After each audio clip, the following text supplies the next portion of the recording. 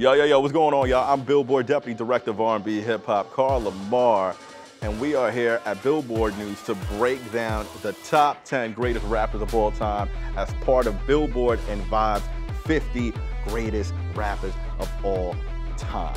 Let's get into it. At 10, we have Nicki Minaj. I am Nicki Minaj, I mack them dudes up, back coops up and chuck the dudes. She could not only do the rap, she could do the pop stuff. Yep. Her versatility is just A1. For me, it's Itty Bitty Piggy. Oh, mixtape Nicki. Mixtape Nicki. Yeah. Listen, I'm the baddest in the school, the baddest in the game. Excuse me, honey, but nobody's in my lane.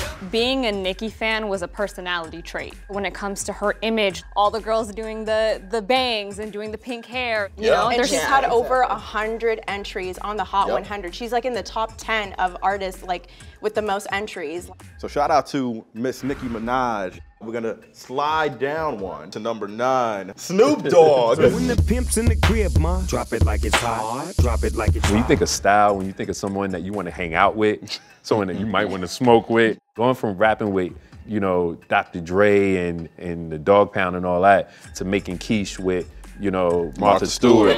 He took rap and still is taking rap in different places that a lot of people wouldn't even talk about. Talk about 50 years for a genre that everybody dismissed. I think he is probably the most well-known rapper of all time. Number 8, we got Drake. Got my hair did, nails did, everything did. Oh, you fancy, huh? Oh, you fancy, huh? Oh, you fancy, huh? Oh, you fancy. Drake's a lover boy, talking about like longing for someone and missing someone and like CeCe's interlude and these types of like just romantic songs that people were rejecting. But like I always say, when you do it for the girls, you're doing it right. And Drake did it for the girls. And that's the statement. Started from the bottom, now we here. Started from the bottom, now my whole team here. I also feel he's the #1 Instagram caption rapper. Oh my God. He's a one-line god. He is. Number 7, Weezy F Baby. Wow, please don't forget the Don't baby. forget the baby. Lil Wayne.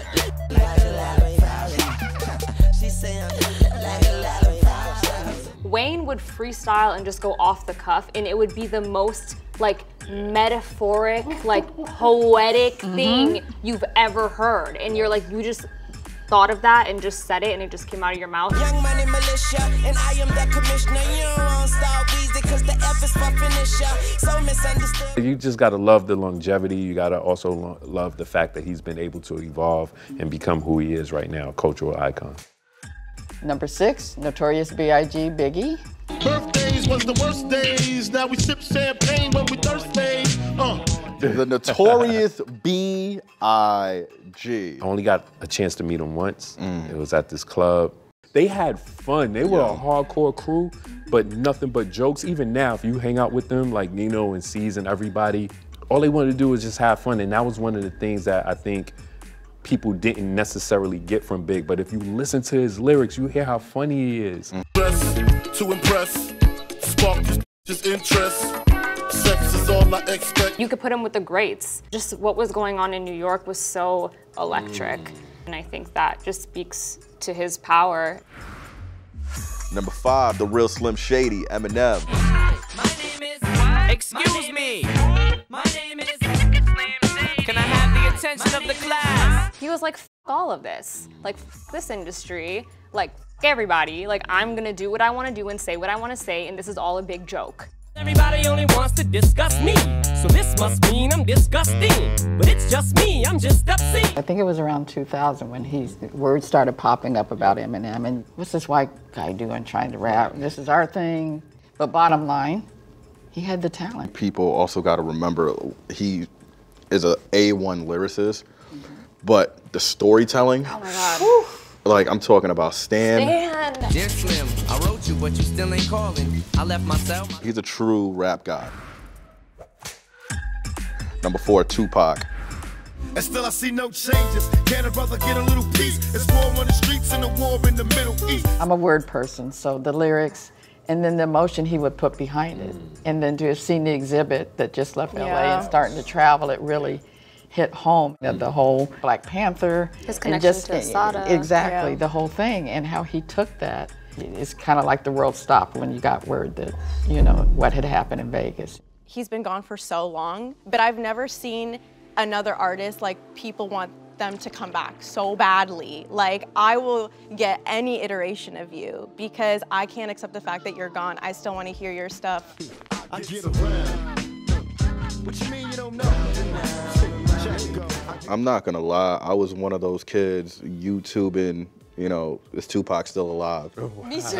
Yeah. Like, Please be in Cuba. thinking he's in Right, Cuba. right. Everyone say Cuba. Number 3, Nas. I made you look. You a slave to a page in my rhyme book. Getting big money, playboy, your time's up. I'm gonna tell you, man, I gotta eat this story. It's so crazy. So I'm a young editor, and he's like, yeah, here's the new album. And we're sitting there, it's like, JayZ. And I'm just like, what? And then it says it again, but it's Tupac's voice, and I'm like, what? Yeah. No one's heard this. It's not even out yet. It's not on the radio. It's just in the studio being played for me, and I'm like, will this ever make the light of day? I'm just glad that Jay and Nas were able to go to MTV and speak with Sway. Coming together at this point is not just important for music, it's important for the streets. I think that is a pivotal moment in hip hop. The fact that they came together and said, look, we're gonna bury this. We're gonna bury this, and then reformed a relationship. They were very responsible in that moment. These last 24 to 36, some of the best rapping. Because he finally got his first Grammy after. Yes. And the Grammy goes to King's Disease, Nas.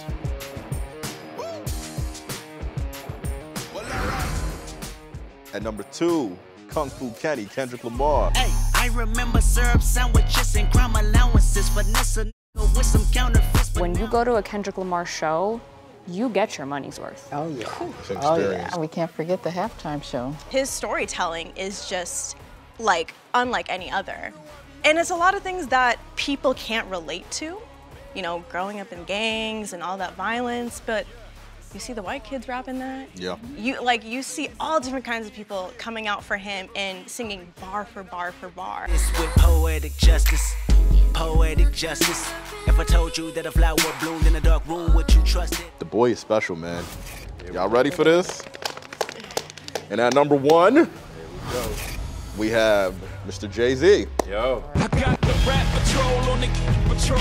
Foes that want to make sure my clothes. Take us back to 96, man. Reasonable Doubt. And he was just like the king early on. He's like the one that controls the narrative. I am the supreme, and I have the supreme woman, I have the supreme life. Look for me, young B, cruising down the west side highway, doing what we like to do.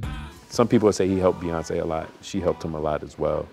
But we took him to another audience. I still like the Unplugged series at MTV. And his Unplugged album, that's still one of my faves. Yeah. You know, then you know what, when you know who. Let's just keep that between me and you, ma. ROC, we running this rap. And it's like the transcending factor as well. Like he has Rock Nation, Tidal, Ace of Spades Champagne. He's been able to have a Midas touch with any kind of entity that he wants. Take control and spin out gold. These are people that are like, I have been able to achieve these feats and come into these resources that no one in my legacy has ever seen before me, and I'm gonna use that to uplift my community, to uplift my people, to uplift my friends, my family. Like, that I think is something that also puts them over the edge and makes them beyond. But I think the one through line with all 10, again, is they can look back and say, I did it my way. They weren't listening to anybody. This is what I do. This is how I'm gonna do it. I'm not gonna compromise my authenticity. This was not an easy list. No. But we got it done. Yeah. Shout out to the whole Billboard staff that helped construct this list. You can go on billboard.com now to check it out. And thanks for tuning in. This is Billboard News.